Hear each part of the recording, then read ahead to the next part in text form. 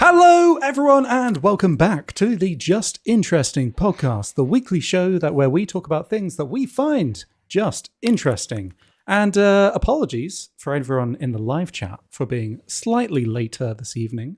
But I mean, it's a heavy subject matter, so this is kind of like Just Interesting After Dark, would we say. And it is the three of us back again this week. It is Martin. Yes. Martin, you finally got released from the prison cell that the WWF were holding you in. Yeah. How are you doing? Yeah, the panda was quite brutal, actually. Yeah, he started slapping me with bamboo. The bamboo cane, just whacking me. And I said, I'm going to put you on a list of most evil pandas in history. And alas, he is my chosen panda of the day. So there we go. But I'm glad you guys didn't mention the, my other escapades. Because it's actually really bad. I haven't told you about this. I mean, I'm already going off topic here. Please do. In my local like village/town magazine, right? This is really bad. I shouldn't laugh. But there was an article with the mother of a local teenage girl, who was saying, "Oh, I'm devastated because my daughter was flashed by someone in a local town," and you guys have been making jokes. The description literally just matched me perfectly. It was like, well, actually, some of them were quite broad things. It was like slim build, around 30, with facial hair, wearing a black zip-up top. I was wearing it when I was reading this. Talking about rugby union. Brown hair, between 5'7" and 6 foot. I mean, I'm at the taller end of that for sure, but that's quite broad. But anyway, yeah. So this matched my description. I was like, oh goodness, this is not good. We can't enhance this reputation. So then when I listened to the podcast and you were talking about, me being attacked by the World Wildlife Federation pandas, I was quite relieved. Yeah, because we might have started to scare. Because we provided you with an alibi, yeah. So an alibi, indeed, yeah. So tonight we are talking about the most evil men in history, if anyone hadn't realised. And number one on that list is one of the hosts. It's Martin, apparently. Hey, an award. Thank you. But yes, that is what we'll be discussing a little bit later. But before that, we're going to be talking about some things that we've learned this week, going through our favourite comments of the past week, and afterwards we will be doing a weekly quiz, getting back on schedule. And it is both Martin and Robin head to head. Martin, you could come back and you could be tying for first place if you beat Robin in the quiz this evening. You could. You're only one behind. You're only one behind. Wow. How times change. You come up from the rear. Maybe as the host of the quiz this week, I shouldn't be saying favourites. But Robin, I hope you win, because I want to apply more pressure on Martin to get rid of the trophy that he's still had. I'll get rid of the trophy, all right. I see. Yeah. I think I can't have it, no one can. Now that you've said that, I think I feel more pressure than Martin. Yeah. Oh, well, we'll see. Actually. We'll see. Yeah. I won't let my personal preference have any kind of bearing on the quiz itself. I can assure you. I trust you implicitly, Alex. Just 10 movie questions. Oh, Martin knows movies too. Yeah, I'm sure he does, but let's just not not to nearly the same extent. But Robin, this is very true. Robin, how are you this week? Well, I'm all right, thank you. Happy to be here. I was about to say excited to discuss the most evil men in history, but excited isn't quite the right word. We should probably explain to people listening or joining us live on YouTube that we probably should have set some clear ground rules before we started selecting our choices for this episode, because unlike our previous episode where we discussed most evil women in history, which I thought was actually quite a challenge to pick because women are slightly underrepresented in history. Turns out, as the Australians say, men are bastards. And going through trying to find the most evil men in history was just hard to pick. Someone has to soundbite that. That was quite something. Thank you. So yeah, I think we've ruled out no Hitler, no Stalin, none of the easy choices, because otherwise we'd just be regurgitating stuff that you already know. So hopefully we found evil men who are a little bit more obscure. I think it'll be interesting when we get onto the topic to actually discuss the idea of evilness a little bit and what goes into that. But yeah, let's talk about it in a little bit, because I mean, like you say, discussing this, there's obviously a big Hitler-shaped elephant in the room, Like what, Hitler, is he just king of the list? But it'll be interesting. I think there have been some interesting comments, especially when we talked about most evil women in history, about like what really defines someone's being evil, as opposed to just being insane or cruel. Is it their actions or the amount of devastation they caused, or is it like their motives? We'll get into it in a little bit, but it's going to be, I'm hoping it'll be an interesting discussion. But guys, before we get into what we learned this week, would you like a riddle? Yes, please. A little riddle. May I, before you say it, Alex, what is this one of? Is it one of those riddles? I don't know what you mean, Robin. I don't know what you mean. No, I think it's fine. I think it's quite an easy one, actually. So if you know the answer, feel free to pop it in the comments. But yeah, let me know. Riddle me this, fellas. I am light as a feather, yet the strongest man cannot hold me for very long. What am I? Ooh. I'll say it again. I am light as a feather. I am light as a feather, yet the strongest man cannot hold me for very long. What am I? Anyway. That's interesting. Okay. That's a thinker for you. But I'll let you know the answer at the end of the podcast. Before we jump into what we learned this week, I'd just like to say a very quick thank you to all of our Patreon supporters who continue to support us week in, week out, keep this podcast alive and going. And we try and provide in-kind extra bonus episodes for anyone supporting us on either the Patreon or on the YouTube channel itself. Robin, I believe you have a list of names that you would like to read out. Yes, we'd particularly like to thank Rashad Najar, Caleb Wilkerson, Kurt Jones, Nemo, John Baker, Janie, Jarax Nieder, Henny Ruffle, Super Show Podcast, Nicholas Dill, Emmett Tapia, Hey Hey Swamboat, Ahmad, Peaswad, Josh Tromatek, Filthy Casual, Simon Workman, Sir Christopher McCrate, and Captain Wonky. I almost mispronounced that last one. But thank you in particular to those wonderful people who are just, fantastic and are our top tier Patreon and YouTube members. And what can you get over on our Patreon? Because I know you guys recorded one last week, which was a very interesting topic. Can you speak a little bit about what was discussed and what people can watch if they head on over there? So we were talking about the recent controversy in the UK. Actually, I don't know. I guess this is all over, but this was particularly in the UK about publishers changing the words of authors. So in particular, they were talking about Roald Dahl and changing certain words in the book to be more appropriate for modern audiences. And it was it was a bit of a juicy topic, actually. I don't know. It was quite a cathartic discussion. We were both on the same page about it. I like what you did there. That was definitely intentional. I definitely did that on purpose. But it was a good discussion. Yeah, no. If anyone does want to support us on Patreon, feel free to go over and have a listen. I believe there are over 100 episodes in the back catalogue now of a little more interesting. Wow, it's been that long. Yeah, you can watch if you want, and you're not sick of us already. But yes, I think with all that said and done, was there something you wanted to add there, Robin? No. Okay. With all that said and done, what have you learned this week, fellas? And I'm going to toss the ball to Martin here. Okay, good. Toss balls. Well, I learned this week about it's a poo fact, and everyone loves poo facts. And in particular, it's a poo fact that relates to little creepy crawlies. And within the creepy crawly family, it relates to caterpillars. And caterpillars are the creature that shoots their poo out the furthest compared to their body size. It shoots out at ballistic.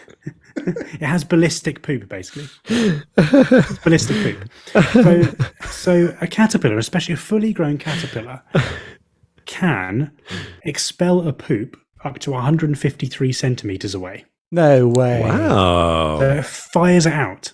Oh my Wow. gosh. Which, What's the evolutionary advantage of that? well, I'll come on to it, Wow. but apparently that's the equivalent of a 76-yard field goal in football. So it fires it across this field. incredible. Why? That's incredible. Why is that a thing? Yeah, so that's the thing. That's a thing because predators, they can smell the feces and they can go, hold on a second, there's Oh, caterpillars around here. So by doing this, they expel it out of where they're, their home, where they're living, Yeah. and far away, so that there's no issue with predators coming in. So basically, there's been some tests done with foraging wasps that prey on these caterpillars, and in these tests, they found that 40 out of the 17 caterpillars whose shelters had this poop, this what they call frass, in their shelter, were eaten within 5 minutes. Oh, Wow. Nasty. Okay. So if you have it within your house, you're going to get eaten straight away. yeah. Right. So the chemicals in it attract predators. So they've evolved to shoot it really far away from where their home is, so that they can deal with predators. Yet another reason not to crap where you eat. Good for Amazing. them. Good for Exactly. them. What's That's the actually furthest really you've cool. ever Yeah. expelled a poop from your body? Not 76 yards, maybe half of 76 that. yards? Half of that. It depends. Okay. Are we going purely on my own muscle strength, or does being in an airplane count? That's a good point. Yeah. No, you're not allowed any kind of equipment to help you out. No, This is No just Just T-shirt gravity, cannon. man. Just gravity. Yeah, No, never as far as that caterpillar. I now have second thoughts about my experiment to make a horse-sized caterpillar. Thanks, Martin, for the heads up. I shall refrain. Well, I'm gonna. Sorry, can I just dwell on that for a moment longer? So you know how evolution works. So the caterpillar, one day, a caterpillar was born that had a freak ability to just shoot its poo really, really far. Yep. And that one was like, I survived, and my genes shall be passed on. Exactly. And that's Everyone just else was dead amazing. within 5 minutes. Just Yeah. amazing. Although Yeah. Like- I don't think it was like that though. I think it was probably like it could poo just a tiny bit further away than the others, and that helped them statistically. Oh, you're saying there was a Yes. gradual, and then over millions of years. incremental change. Yeah. No. I'm thinking this is Rudolph the Red-Nosed Reindeer territory, where he was born with this horrible ability. Everyone was like, you're a freak, and then they're all dead. And he's like, who's laughing now? Exactly. That's what he said. Who's laughing now? I wouldn't deliver the presents while you're all dead. Yeah.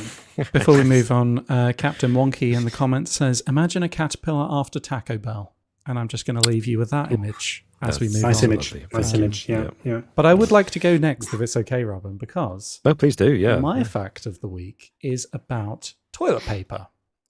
No And way. it is. This is not the first time you two have done this. You We- seem to be we in sync. didn't It's plan very this. strange. Yeah. We did not plan this at all. But I learned how I'll ask you, how much of the world's population do you, as a percentage, do you think doesn't use toilet paper? Oh, I bet it's a disappointingly huge amount. It's doesn't. Yeah, does not use I toilet don't think that'd be paper. disappointing though. If there's an alternative that's more environmentally friendly, then all the better. I don't know. It's going to be high because you're bringing this up as a fact. It's going to be high. We're in the minority here. I'm going to say 60-40 split. Go on. Yeah, 60% I was going to don't. go 75. Well, it's kind of in between, but Robin is just a bit closer. No points. It's 70% of the people in the world apparently don't use toilet paper. Wow. Okay. So this is obviously Yeah. big areas of Southern Europe don't use where bidets are popular. Yes. Yeah. Of course. Right. Okay. Lots of places in Africa and Southeast Asia use just bidets and water and soap instead. There we go. This There has you go. a, And is it better? Yeah, is it better for the environment? I imagine it is, right? I would Probably. imagine so, but I don't. Yeah, right. It's got to be. Yeah, you'd think so. Surely. I also learned a little bit more about toilet paper and statistics. So, Fascinating. who do you think what country uses the most amount of toilet paper? Do you think? Us is the UK.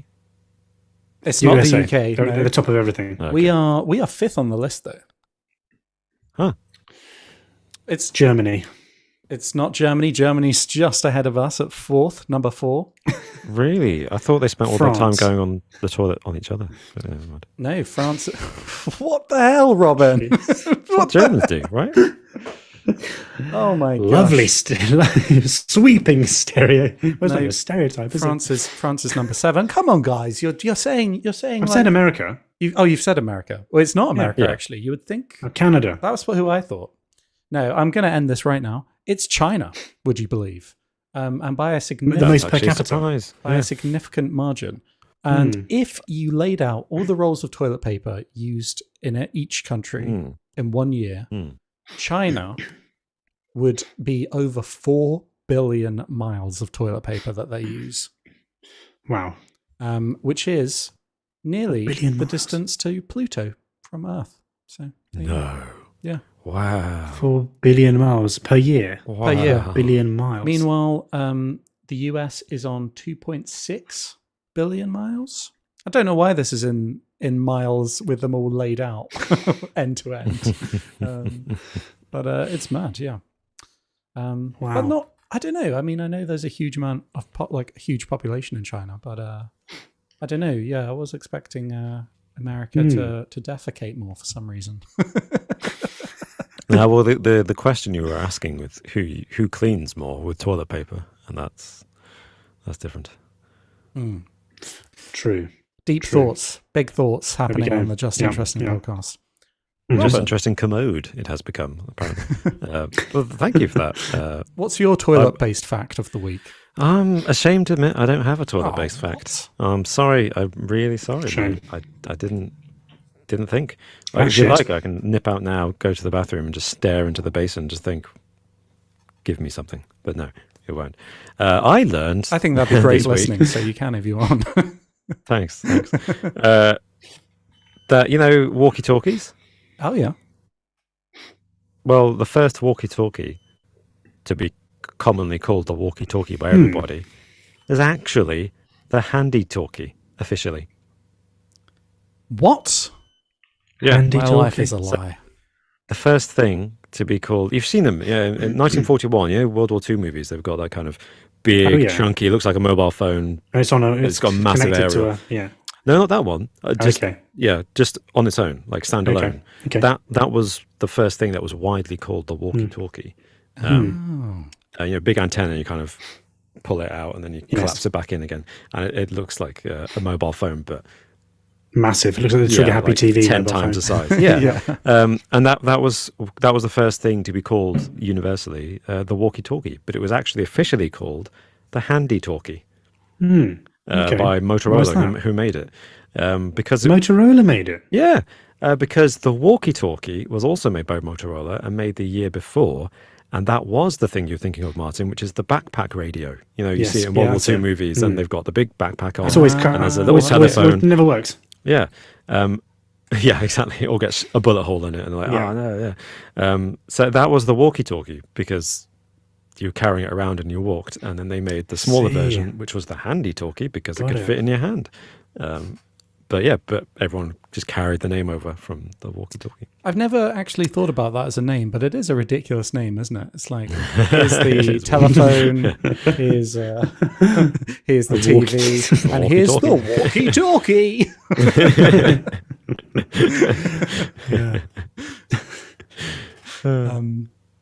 Yeah, So yeah, that pretty was silly. my fact. I don't think it was as interesting as your poo and toilet paper related facts, but That was a very interesting fact, Robin. No, it's good. No, yeah, definitely. Walkie-talkie. I wish walkie-talkies would make a comeback. I liked walkie-talkies. I've got some walkie-talkies. Oh, Got let's them get for some. my daughter's birthday. We've got a couple in the house, yeah. Oh, do you use them much? But not really. I should use them more, to be honest. Yeah. They're all good. And apparently these ones have it's like 3/4 of a mile you can go away and they still work. It's quite a long way. That was a good Might distance. even be longer, actually. Yeah.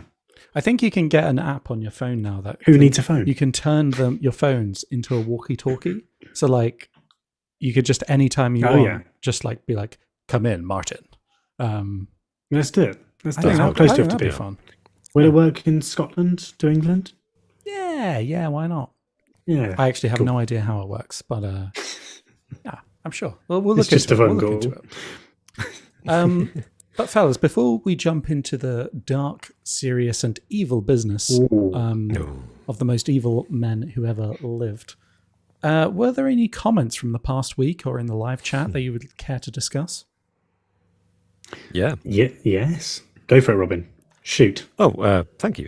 Firstly, I'd like to say that there have been some great facts shared in the live chat about birds going to the toilet and some personal anecdotes about people in foreign countries who don't use toilet paper. So thank you for those great comments.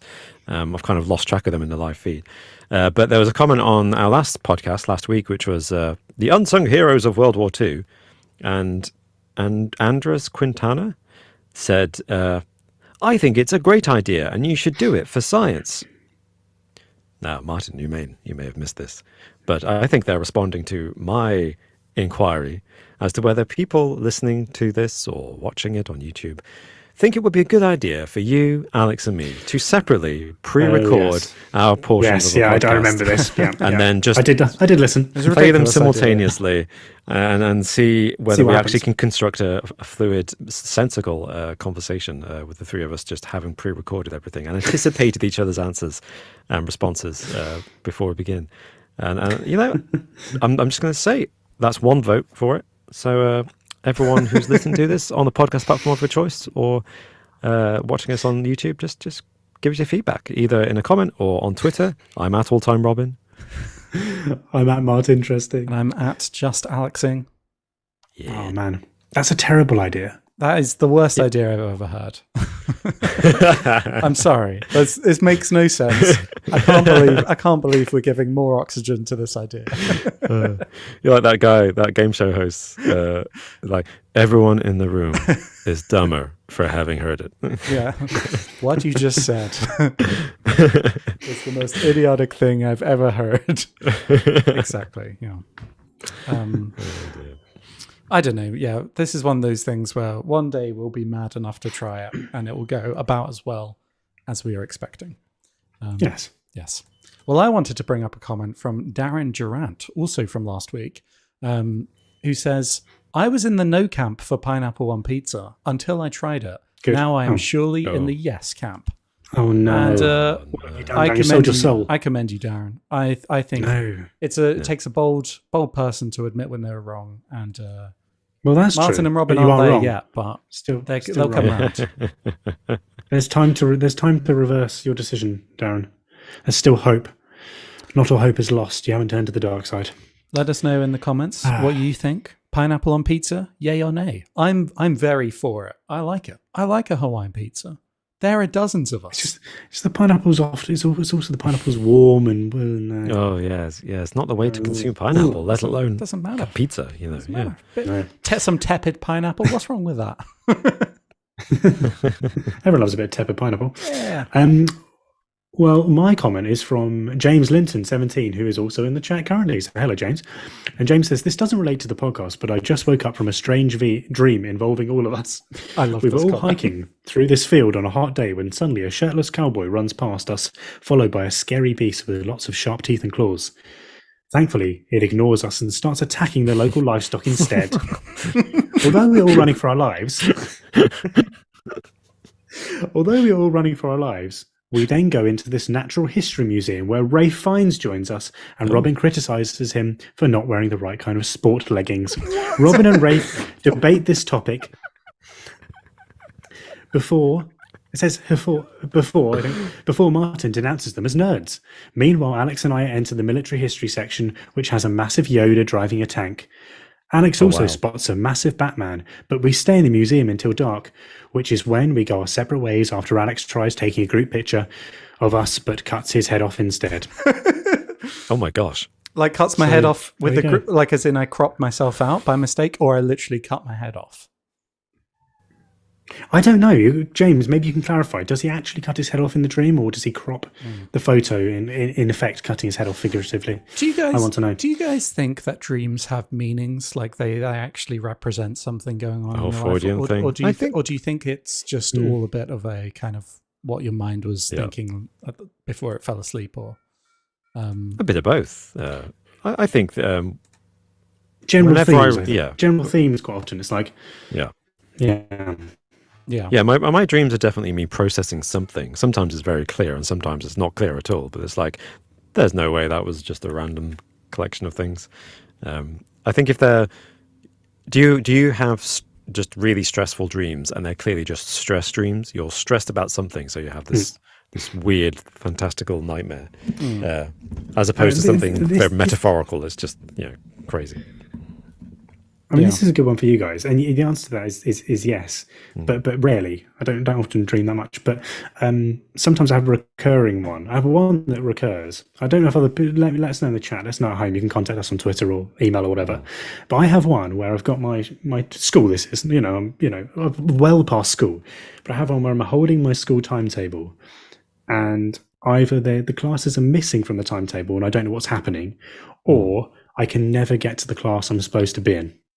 So I'll carry on walking around the school, and I can never catch up to where I'm supposed to be. I don't know if anyone else has that. I have that. It's clearly like an anxiety thing, right? I have that. You've had that too. I don't Okay, have it set in a school, but I've had it where like I'm traveling, like I have to travel across the country, like through public transport, but I'm always missing a train, or I'm always like just about to miss a train or something, and I can never get there in time. So I feel like it's this. It's interesting. When the way that you described it, it's a similar feeling. Interesting. Oh, I could talk. Maybe that should be a topic for another podcast. Actually, I was thinking potentially, guys, of doing an experiment where I eat copious amounts of different cheeses and see what effect it has on my dreams, and film it all. I actually that would think be that's amazing. That would be amazing. So if there's an appetite for that, I might do that as a very, very random video for the channel. That would be fantastic. Do that, please. Yeah. Just do it as tonight's Stilton. I've eaten a kilo of Stilton. Let's see if I've messed up dreams. I think you should do it as like a YouTube vlog series, but every single video has like a cheese related pun in the title. Episode 7, I can't remember it anymore. I like it. Alex. This has been developed on live, in fact. Live, yeah, exactly. If anyone has any other thoughts, do add them in. But don't copy the idea, of course. A completely original idea. Yeah, I actually love that idea, Martin. I really want to see that happen. I would love to see that. Please do it, Martin. Yeah. Well, begging you, fellas, shall we get? I slept like a baby bell. Hey. Shall we get into our main discussion of the week? Yes.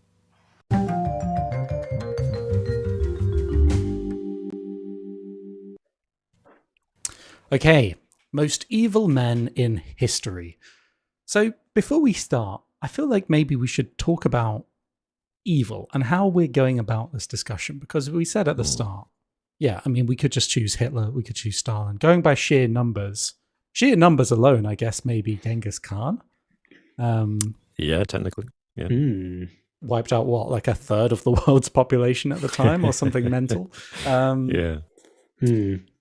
But I mean, is that the same? Like, it's that kind of time traveler idea, isn't it? If someone went back in time and killed Hitler, was it Hitler who was the most evil person at the time, who became, and it was through his sheer, like, his own, whatever made him up, that became all of Nazi Germany? Or if you went back in time and killed Hitler, would someone else have taken his place? Done the same thing. And done the exact same thing, or worse. Like, do you know what I mean? Yeah. And of course, there are some people like Vlad Tepes, the Impaler, who's often credited as being the inspiration behind Dracula, is often cited as a really evil person. And the things he did were horrible, but the horrible things he did were done to people who were invading his homeland or were conquered armies that he had defeated, which by the standards of the time was like, what do you do with people you've just conquered or who have just invaded you and lost the battle? He executed them unpleasantly, but does that make him evil? Evil by today's standards, but by the standards of the time, nothing really. Just kind of like, yeah. So you're saying, so really, we're saying that actually that a lot of it's the motive behind it and the necessity of the actions, or whether it seems just completely void of any rhyme or reason, right? Yeah, exactly. Is that part of it?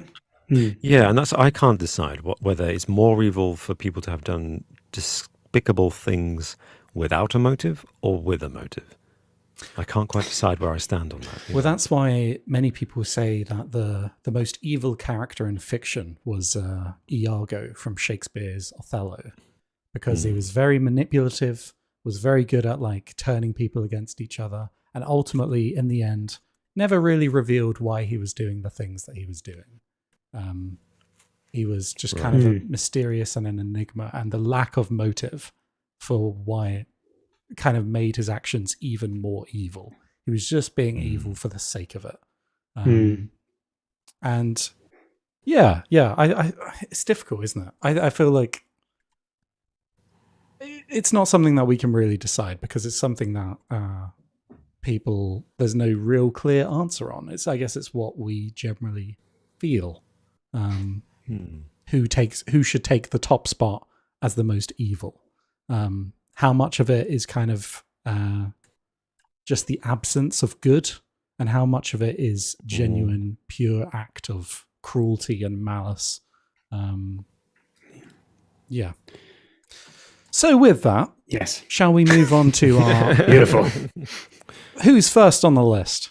Who wants to go first with their person? I don't know. Do we want to go historical first, Robin? Do you want to go, yours is the earliest. Let's we go chronological. Yeah, let's go. If we go chronologically, I'll go first. I warn everyone listening, this is going to get pretty dark. But I'm sure it's going to get even darker when we get to you guys.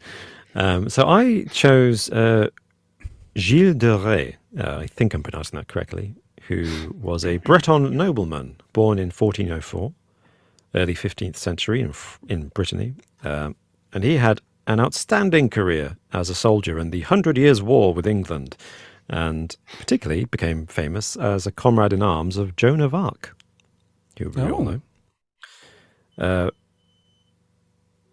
He was raised by his grandfather because both his parents died in separate incidents when he was about 11 years old. And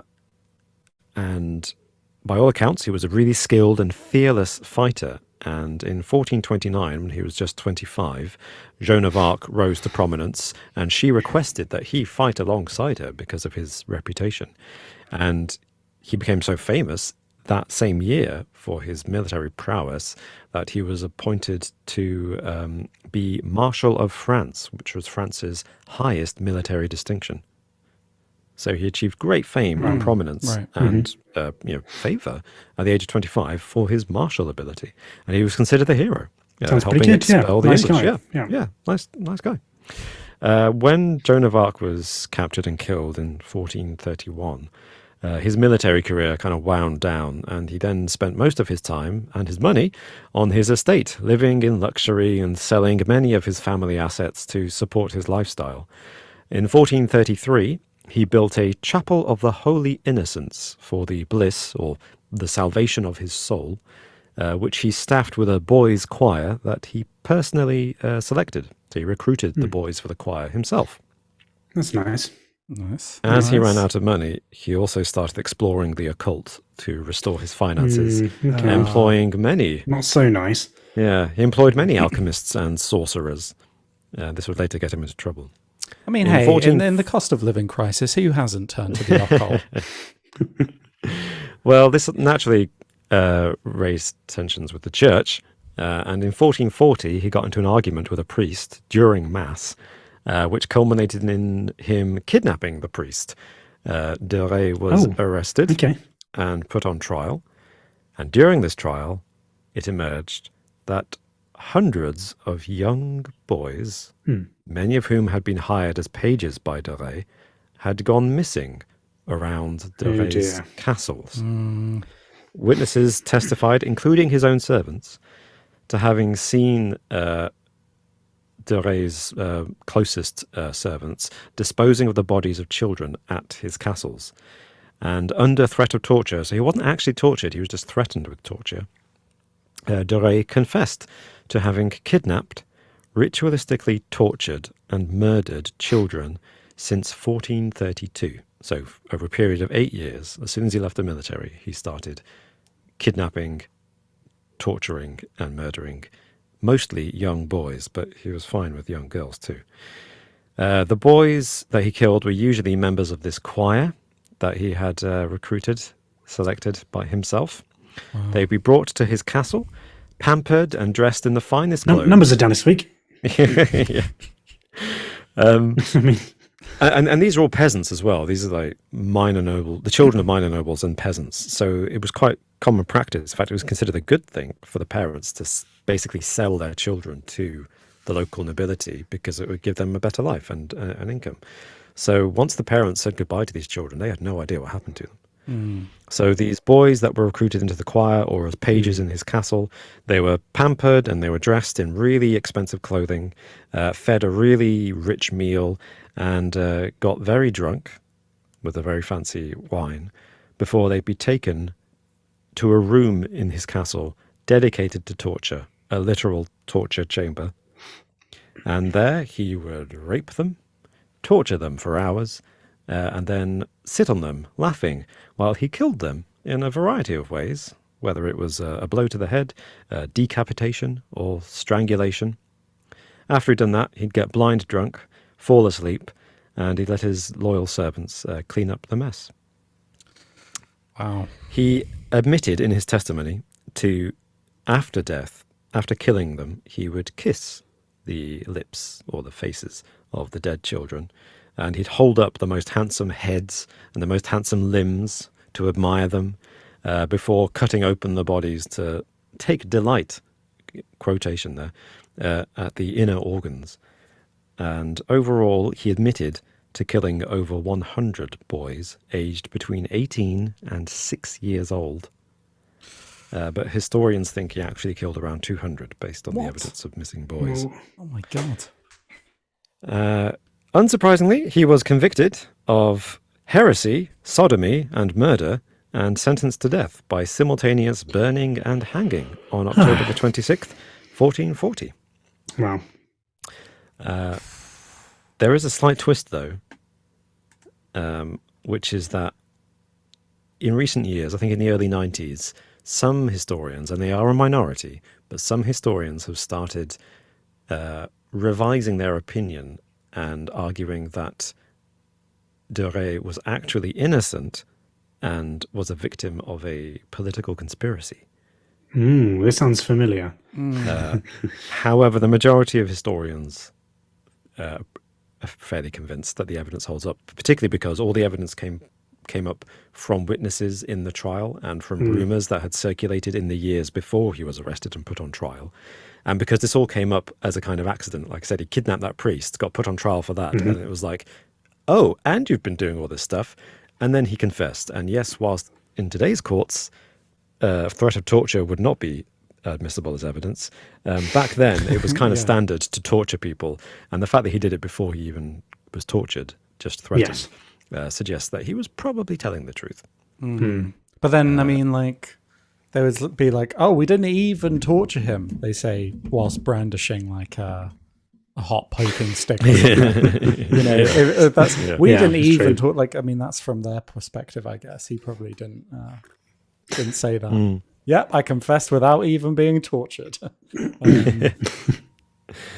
So yeah, but the thing is, this caused such an outrage in medieval France. And quite rightly. I mean, it's quite a relief to hear that they were so outraged. But this was a massive thing at the time, a big scandal. A national hero emerged to be a paedophile with a predilection for young boys who raped and murdered them in vast numbers, abusing his power extensively. And I just think, for me, that's what really takes the biscuit, is that he's worshipped as a hero and is just completely abusing all the powers he has to abuse the most innocent of victims, young children. Yeah. And I just think that's horrific. For me, that's what makes him really, really evil. Oh, yeah. Horrible. I think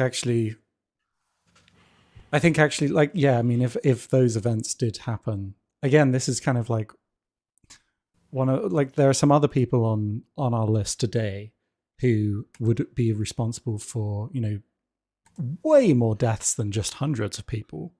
But the personal act of doing that and taking sheer joy in it, as you described, Robin, and the kind of like perverse actions, does that factor into making like them overall a more evil person? I would say yes, definitely. In fact, he may just be the most evil person in history if that if all of those events did happen.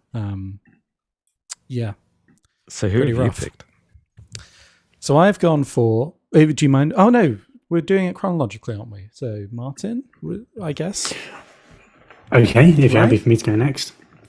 Yeah. I'm happy to. I'm happy to. Yeah.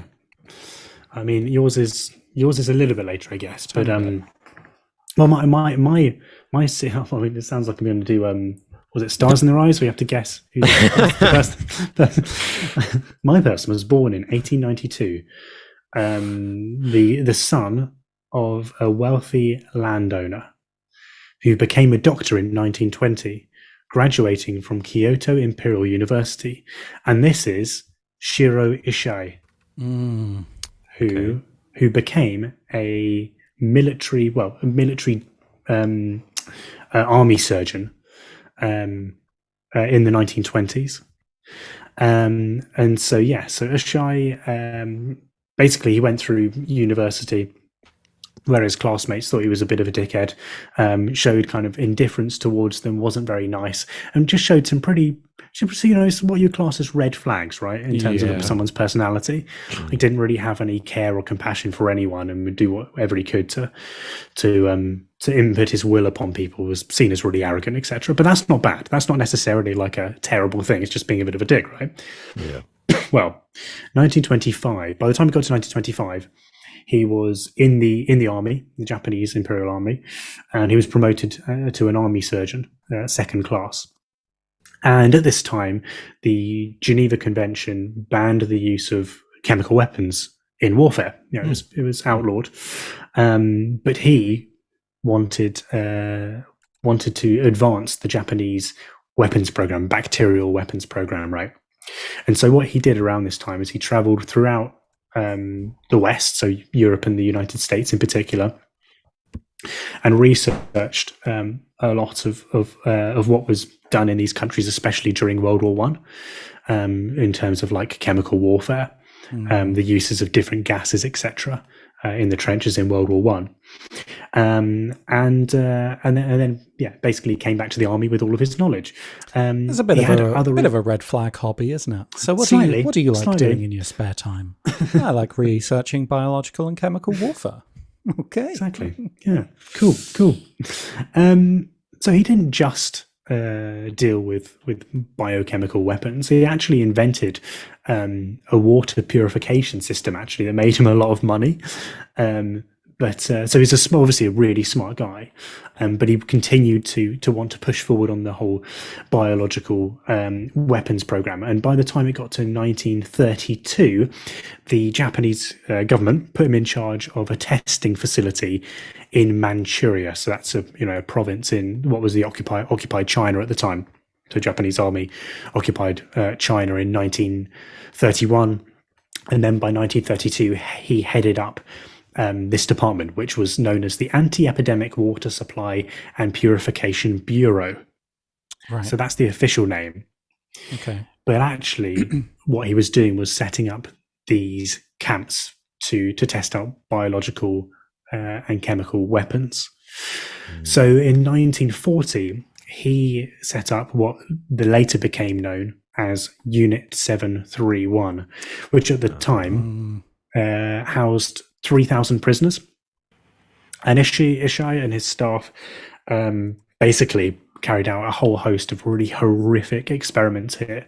And they tried out some pretty famous pathogens on the inmates there, who were from like a range of countries. So they're primarily Chinese. They're Chinese prisoners of war, but they're also like local Russians and some Westerners as well, as the war in the Pacific battled on, and some people got Allied forces became prisoners of war. And so these diseases that they tried out included like plague, so like bubonic plague, smallpox, anthrax. Oh my gosh!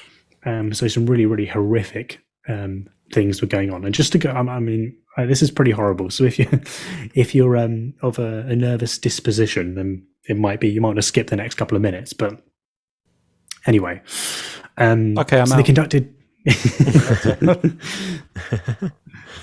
So they conducted tests on people and referred to them as logs to dehumanize them. So it was a running joke of like, oh, how many logs did you discard today, or throw the logs on the pile or whatever, right? Yeah.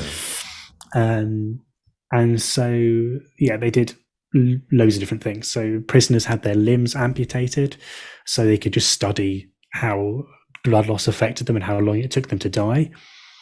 They kidnapped women and pregnant women and children and babies, and conducted all of these kind of experiments on them, including vivisection, so cutting people open without the use of anesthetics to see like how they like react to it. Some people had like their limbs cut off and sewn to other parts of their bodies, stomachs surgically removed, and a few of them had their esophaguses reattached to their intestines.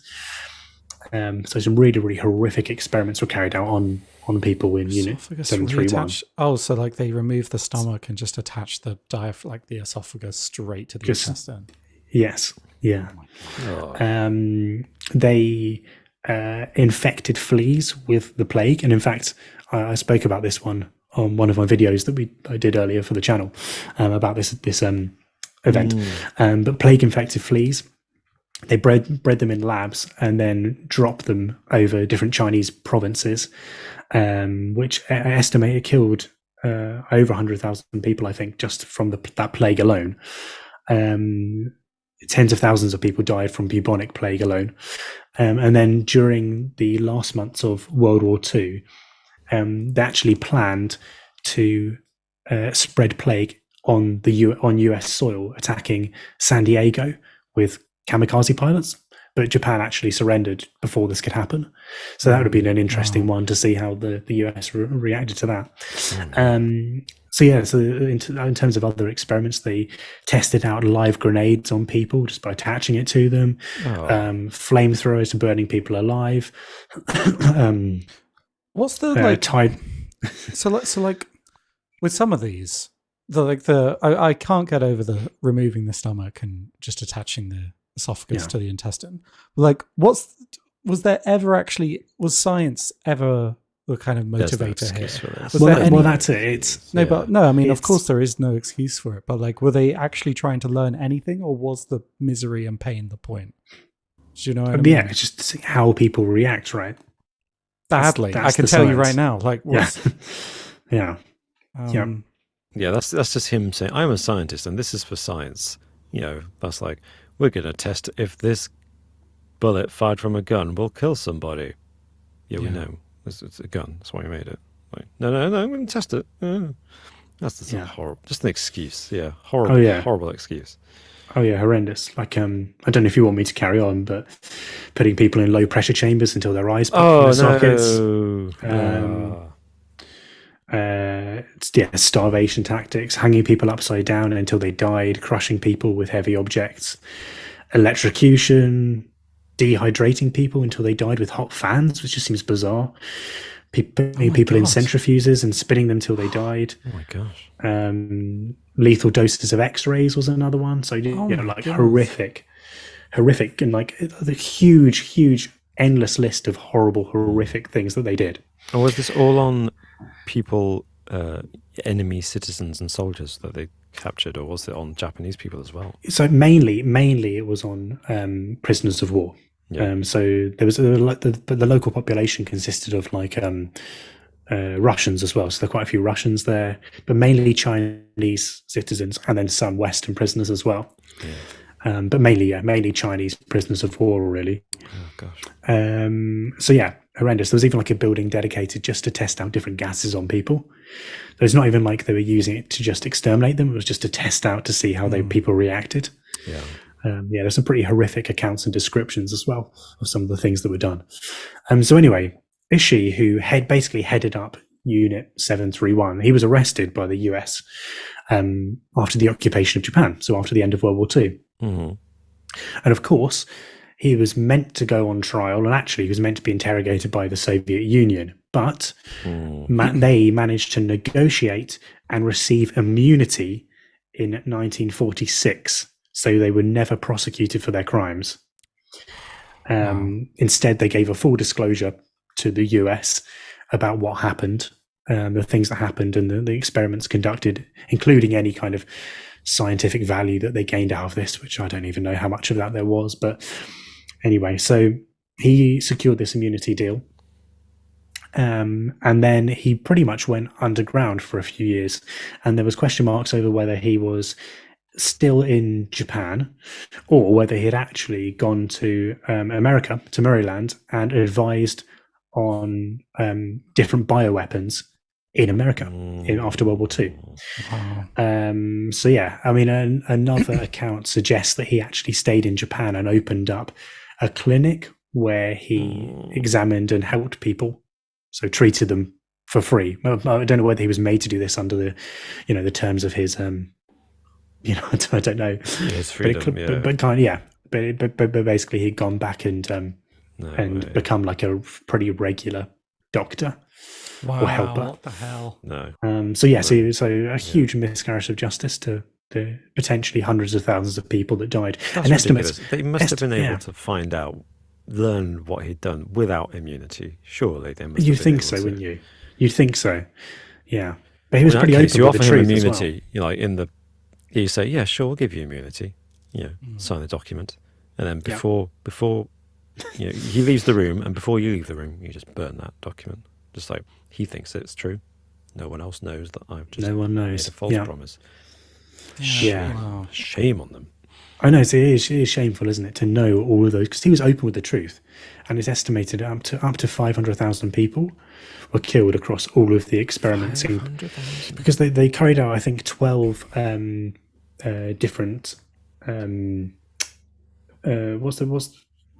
tests. So tests involving, the plague was one of them, but there were various others where they transmitted smallpox and other different diseases across different provinces of China.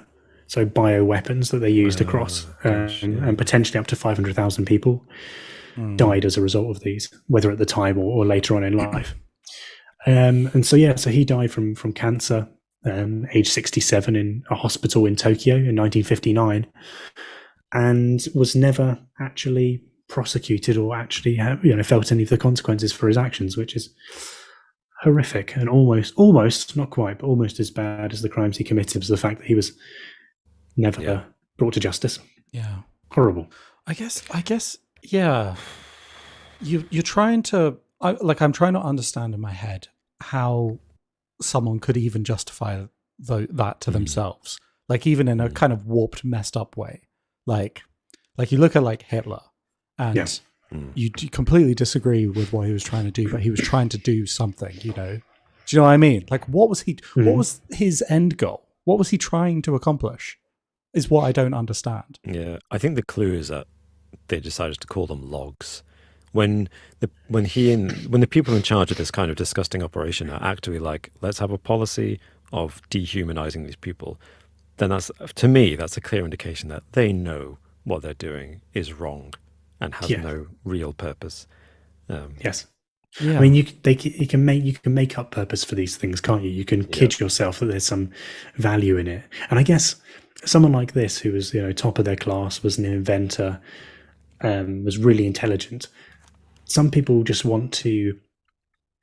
I'm not talking about these horrendous crimes, but some people want to do things for the sake of knowledge, right? They're like, I want to know what happens when I do this, just for the sake of knowing what happens, right?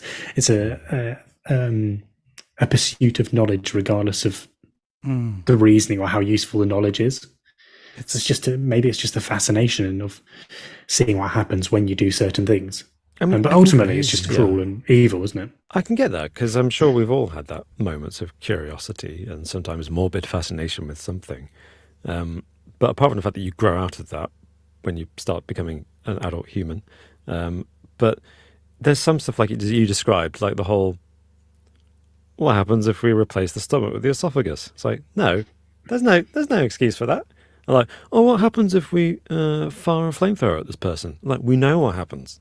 Yeah. The flame, that's why they're using the flamethrower in the battlefield. It's clearly going to burn the person. You don't need to test that.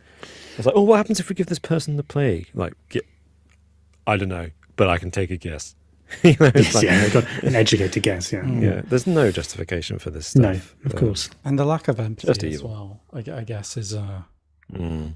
But like, I mean, from a psychological point of view, there have been lots of psychological studies that show, like, you know, when like diffusion of responsibility, when there's more than one person, it becomes easier to justify certain actions. And if like an authority figure is telling you to do something like the Milgram experiment, people will, you know, do horrific things just because an authority figure tells them to do it. So I guess lots of the people here at this place were, you know, doing these actions based on what, you know, because they were given permission from this person. Yeah. It's interesting there because, like, a lot of the time when you look at the studies into, like, a lot of the people that did these things, there's almost the false assumption that they did it because they were scared of the repercussions if they didn't. But the truth is that a lot of the time there wasn't any repercussions. Like, there wasn't a case of someone getting killed by a firing squad if they didn't commit these actions. Like, especially in Nazi Germany, like a lot of the people that shot men, women, and children in the woods. There's I think I've mentioned on the podcast before that a book that I read. I think it's called Ordinary Men. Yeah, and there's no account in the history that the author can come across of someone refusing to kill like a Jewish, you know, person, and as a result them being taken aside and reprimanded or shot because they didn't do it. Yeah. So whether there's a perceived there's a perceived danger that they'd be in if they didn't carry out the orders, but most of the time it's just they do it because it's been asked of them and everyone else is, as opposed to actually there being a negative consequence of not doing it. It's interesting. I have to say, I think that both of you, and I think especially like, that's some of the worst things I've ever heard. If you go into some of the description, I didn't include a lot of it as well, because it just goes on and on, and some of it is like cutting people in half vertically and stuff. Yeah, it's pretty horrific. It's funny. I think everything you've listed has happened in an 80s onwards horror movie. Yeah, you know. Yeah. I think there's one account where they put these two men in a incredibly cold chamber of like minus 50 degrees, and they basically were in so much pain and agony that they ended up like ripping each other's skin, like digging their nails into the other person just because they were going mad. The extreme pain of the cold. Yeah, some horrendous accounts, but anyway. Wow. Alex, on to you. Yeah, I mean, I don't know if the person on my list is going to come anywhere close to either of yours, to be honest. But I think it would be wrong to not have someone like a brutal dictator on this list at all. You know, and he features on several of these lists of like most evil men ever to have existed. But it's kind of difficult to justify why him and not like, you know, countless other dictators over history. Why not Hitler? You know, why not put Stalin on this list? But why Pol Pot? And there's an interesting comment. I don't always do this, but I'd like to read a comment that someone's written online from Jean-Marie Valheur. And I just thought it was really well worded about why Pol Pot. And so they say, I've seen people praise Stalin and Mao, mostly for misguided reasons, granted, but it happens. I've also seen Hitler praised too, for misguided reasons. But I've never encountered anyone who has praised Pol Pot. Never. Right. Okay. Even diehard Stalinists and Maoists seem to despise Pol Pot for being a creepy, anti-intellectual murderer who literally butchered a quarter of the entire population of the country of Cambodia during his rule. Even people who managed to make excuses for the Kim dynasty in North Korea fail to make excuses for Pol Pot.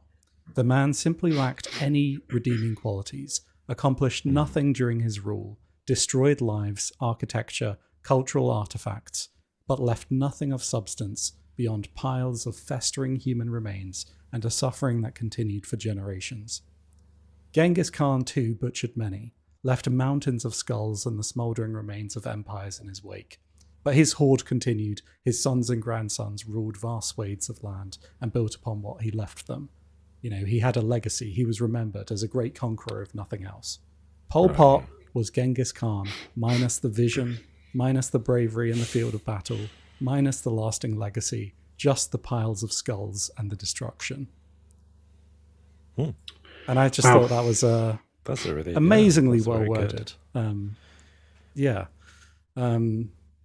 they say, no one likes Pol Pot. The world gained no value when he was born and lost no value when he died. So who was he? There we go. He was the leader of the Khmer Rouge, a communist regime that ruled Cambodia from 1975 to 1979. And it's estimated that during his regime, he committed numerous atrocities that resulted in the deaths of an estimated 1.7 to 2.2 million Cambodians, which I think worked out to, just over a quarter of the population, between 21 to 28% of the population of this time. His real name was Saloth Sar, who changed his name to Pol Pot. You changed your name to Pol Pot. Yeah, I'm surprised. He grew up as a Dave Clifton. Dave Clifton. He was the 8th child out of 9 children in a relatively well-off rural family. And he was educated in Cambodia and later in France. He became influenced by Marxist ideology and joined the French Communist Party. But he returned to Cambodia in the mid-1950s and he became involved in politics and worked for the communist movement there. In 1963, he became leader of the Khmer Rouge, which was a communist movement that was fighting against the government of Cambodia. And they gained power in 1975 when they captured the capital of Cambodia, Phnom Penh. And once in power, his regime implemented a radical social and economic agenda aimed at creating an agrarian utopia. He basically wanted everyone to be farmers and, he idolized the kind of peasant lifestyle. So he made sure people wore... They could only wear these black outfits with red and white scarves, and it was kind of communism like to the extreme. He forced everyone into collective farms, gave them the exact same portion of land, and controlled the food supply as well, which was the important thing. And when they took power in 1975 of the capital of Cambodia, they'd been at war with the government for quite some time, and by the time that they'd got into the city, they didn't trust the residents of the city because so many of them had fled previous areas to this government-controlled region. And when they took control, they committed mass executions, mass forced evictions from homes, and they basically wanted everyone to get out of urban living because they thought that was a symptom of capitalism, and they wanted to force everyone to live in rural places on farms. I think probably this was based on he had a pretty nice childhood, I guess, growing up in a rural area to quite a rich farming family. And he was like, everyone should live like that. That was his probably motivation. Yeah, but he wasn't going to become a farmer, he? was he? Wasn't going to become a farmer, no. And I think they claimed no chance. He claimed that the US was going to bomb the city, so he forced everyone to evacuate the city, he forced millions of Cambodians to rural areas to work on these collective farms. And the policy of evacuating the city led to the deaths of millions of Cambodians who were forced to work without adequate food or medical care. I think there was one instance as well where they set up a detention center called S21, which was so notorious that only 7 of the roughly 20,000 people that were imprisoned there were known to have survived. Oh my gosh. So it was just mad. It was just the kind of like, he took control and in the space of like 4 years, massacred 25% of a population and accomplished nothing. And following... Didn't he also... Sorry. No, Karen, what were you going to say? Wasn't there also some kind of directive to round up educated people, the intelligentsia, journalists and doctors and things like that? Well, that was it. Yeah, Lawyers, that was the yeah. big crux of it. He wanted everyone to be peasants. He wanted everyone to be out in the fields, in this agrarian utopian society. So he didn't trust anyone with any kind of intelligence background. So anyone, there's even reports of people just for wearing glasses would be sent to detention centers. Whoa. So, yeah, if you had, But these are just joke spectacles. I just got them for a costume. God. yeah. So yeah, I mean, he had a great distrust of anyone with any intelligence, and yeah, so it was just executing and deporting anyone, like the smartest people in your society, and just trying to One create idiot. something terrible. Yeah. And following in 1979, they were eventually overthrown, but he fled to a jungle and lived out for the next 20 years. Really? Yeah. Wow. Throughout the 1980s, the Khmer Rouge received arms from China and political support from the United States, which opposed the decade-long Vietnamese occupation. And Wait, in he was sorry. supported by the US even Yeah, I was after gonna he'd say. done all this. Yeah. And as a communist. Bloody hell. But I guess this was because the Vietnamese to the north had taken over, I think. And I guess the US had a history with Vietnam. But he died under house arrest in 1998, sorry, at age 72 due to heart failure. Oh my gosh. Okay. So he, again, another miscarriage of justice here. Yeah. It's a common theme, isn't it, with all that power, even if they're overwhelmingly guilty. I don't know. Is that due to the power, or perhaps thoughts that when there's a dictatorship, it's like, yes, he's a dictator, but it's part of a system, right? It's part of a wider system that's facilitated that dictatorship. Yeah. Like with someone like him, he obviously was personally responsible, right, for a lot of the deportations and the decisions made about that. But he's also got a whole load of minions who are working with him within the political party, who are carrying out the everyday administrative tasks to make the deportations of millions of people possible. Yeah, exactly. I mean, that's that, and I think that's the problem when you're talking about this sort of thing. How much of it is the person at the top? And I think Pol Pot is kind of even from the case of what they were trying to build, what he was trying to build was just terrible and awful. So right from the very top, this was going to be a disaster. Getting rid of anyone with any level of intelligence in your society. It's not a great start. Just making everyone peasants. You didn't want to accomplish anything good. Nothing at all. Yeah. He wanted to establish that legacy of him being in power, right? Anyone that could potentially challenge him at all was demoted, or killed, or sent away. It's such a bizarre way to rule over society, and so it's so modern as well, so recent, really, in the scheme of things. 1979. This was when he left power.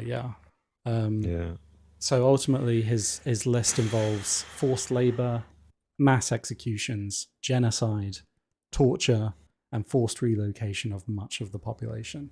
And it was inflicted all on his own people as well. Yeah. This wasn't an invasion elsewhere. This was his own people.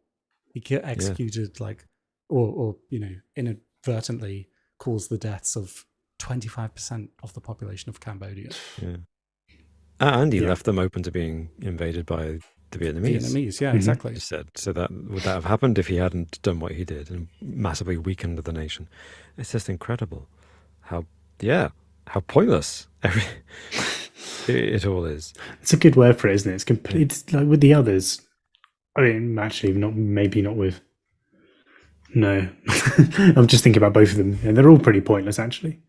Well, yeah, But they with- are. but But with at his- least, yeah, With I his, think- there's so much opportunity with that much power to do. Even if you do terrible things, you can do terrible things for a reason, like you said with Yeah. someone like Hitler. But it's just so meaningless. So all of it. meaningless, so pointless. just to focus on today's episode, like Gilles de Rais, disgusting, horrible things he did, but he was clearly acting on some kind of impulse, some baked in nature. It was in his nature to do the things he did. You can understand that to a certain extent.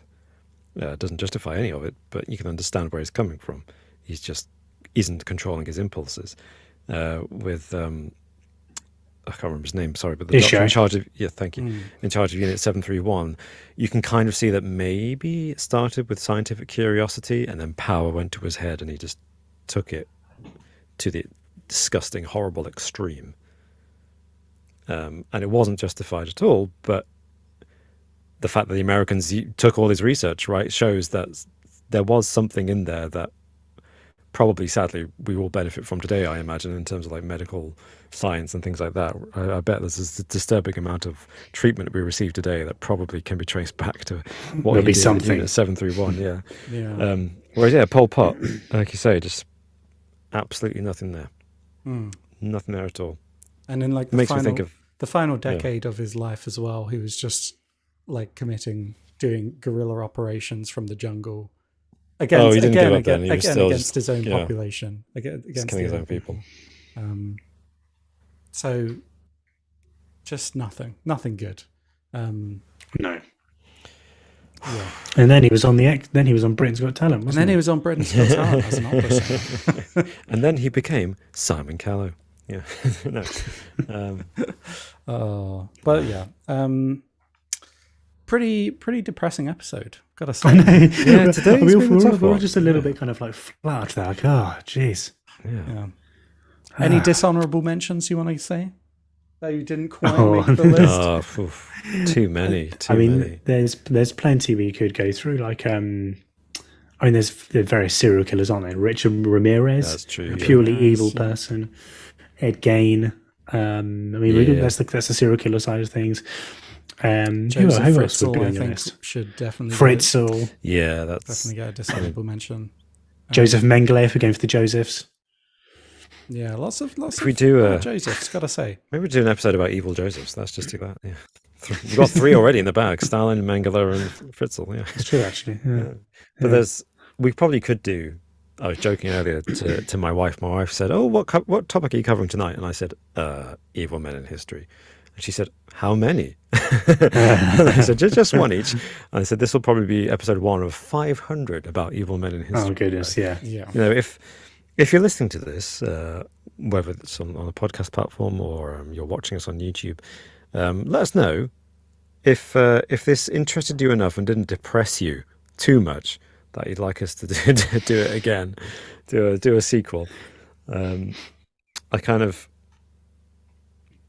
not sure how I feel, to be honest. I just feel kind of Seeing the worst, most depraved, or hearing about the worst, most depraved things humans have ever done to each other is just kind of like, yeah, it's a bit of a bummer. We really, But do let us know who you think is the most evil man in history. maybe. Maybe out of the 3 that we have today, but then also add anyone we add your missed. own choices in. Yeah. Maybe we should tell hear you- yeah. the best people in history. Maybe that would be Oh yeah, That get would some be a good one. news Let's stories. do Yeah. that. That's a good one. news Yeah. stories. Yeah, I will say this though: the one silver lining I think about this episode is that whilst hearing all these stories makes me despair for humanity, I don't feel so bad about myself anymore right now. I feel like maybe it's okay just to be ordinary. I mean, I've done some pretty that's bad right. things, but it's nothing compared to this. Oh, that sounds like it could be like a South Park skit, couldn't it?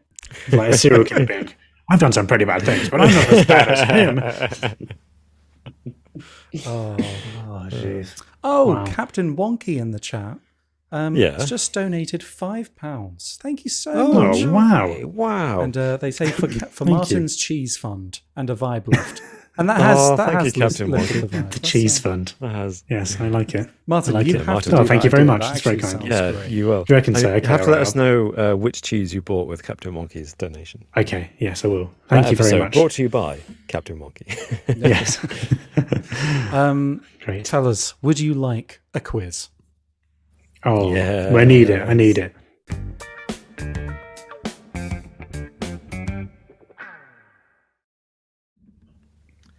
Welcome one and all to a quiz. As always, it is 10 questions. This week it is Robin versus Martin.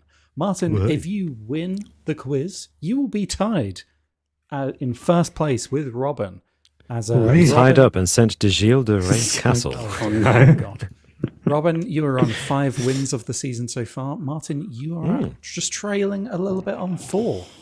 Yeah, Oh, I that's feel pretty like good. I'm on a downward slope, though. I feel like I pulled ahead pretty early, and then you two just Why caught do you up. do so this every single it's, time? Yeah, I'm here we not go. trying to Yeah. do that. Oh, come on. The mind Come on. games, Here we Martin. go. It starts Come on. Yeah, already. I know. You know the rules, and so do I. Wait a minute. You're no stranger to love. Wait a minute.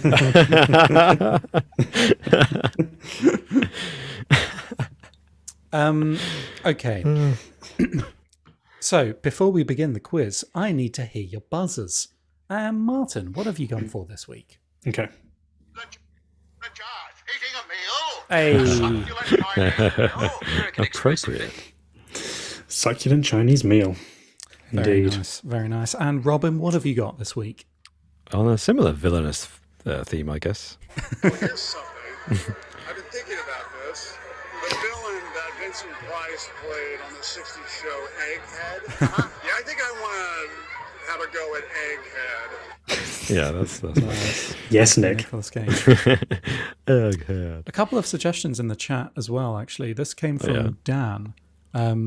Just on the idea of like evil men, evil women, whatever. A company's one might be interesting, as in most evil Ooh, companies. yeah, that sounds good. Evil That could be great. companies. Yeah. Yeah, that could be like really it. good, Yeah. Just thought I'd bring that up before we start the quiz. But anyway, as always, 10 questions, Cool, general time. knowledge. Are you ready to begin? Yes. Yes. I'm ready. Yes. And also, anyone in the comments, if you're watching, the first 3 people that writes the correct answer in the comments will get a point. So feel free to play along.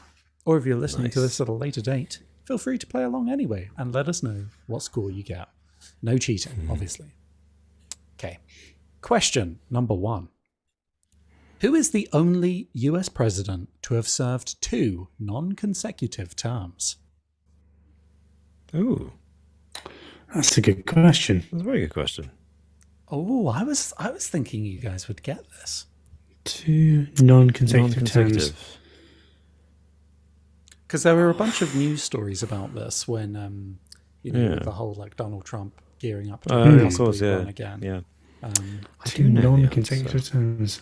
He's a bit of a forgettable one. I will say. Oh, really? Well, I don't know. Maybe not. I don't know. Not a huge. Just trying to think of who. I know the. I'm trying. I'm just going to see if I can give you. I'll just. Nah. Played on the 60s show, Egghead. This isn't the answer, but I'm just going to start throwing names out there. John Quincy Adams. It is not John Adams. I'm afraid that No, I is think he did- incorrect. 1 term, I think. Was it? God. Maybe this was a harder question than I thought. It seems like no one in the comments has got this right either yet so far. So keep your guesses coming in.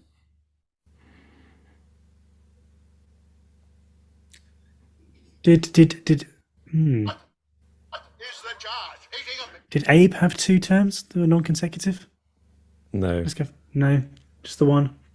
Well, he was elected for a second term, I think, but Yeah, didn't didn't serve it. survive that long. yeah. It was not Yeah, I think I Abraham wanna Lincoln, I'm afraid. have a go at Egghead. I don't think this is him either, but it's another A. Andrew Jackson. It was not Andrew Jackson, no. Yeah, it wasn't. Him. Yeah. I can give you the date when this. Oh goodness. I don't think that's actually going to help. Okay, Yeah, go ahead. Yeah, Go ahead, yeah. but I don't think it. Yeah, maybe not.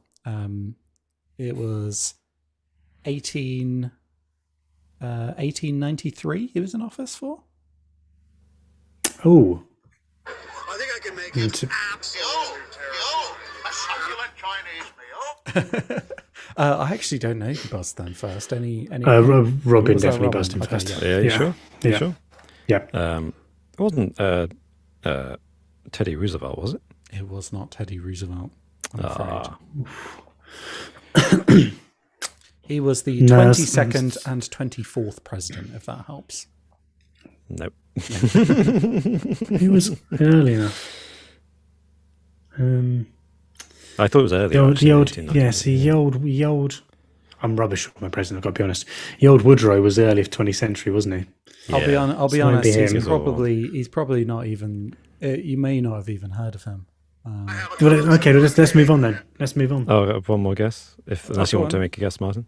No, Woodrow was way too late. It's like what? Woodrow Wilson was 1908. 1914. Yeah. 14 was just for the First World War. Well, he was in the First World War. So He was, yeah, he was, yeah. I was going for Taft. It wasn't Taft, was it? It was not Taft, I'm afraid. No. Okay. Well, It I'm running was- out of presidents. Give it to us. It was Grover Cleveland. Oh, Grover. What a name. Grover. yeah. Wow. Okay. Grover. Did you have you heard of him before? I've heard of yeah. I've heard of yeah. him. Yeah. Oh, Yeah. okay. I I thought it wouldn't- was I going to wouldn't be have someone I guessed it. hadn't heard of, but it was. Yeah, Oh, I'm heard of sorry. him. Don't know enough about him except he's got Yeah. a strange name. Yeah, great name. Grover. Sounds like a dog. Yeah. My name's Grover, and this is my dog Rover. I'm from Cleveland. Well, it is still 0-0. What a thrilling start to the quiz. Yeah, I know, right? Yeah, low Does key. anybody in the chat get that, Alex? Yes, there were Ah. a couple who got it in the end. I think the first person was Jan Swider. Says, "Oh, Grover Cleveland, maybe." Yes, you would be correct, Jan. And Adam very good, Jan. Dickinson says Cleveland, and AAM said, "Yep, Cleveland sounds right." So, yeah, well done to the three of you. Points on the board. You are currently beating Robin. Very and good, Martin. very good. Question number 2. What Okay. is the largest organ in the human body? He's the judge. Eating a Hey, meal. go on, A Martin. succulent Chinese The skin. meal. It is the skin. Well done. Well done. Well done. Well done. Point on the board.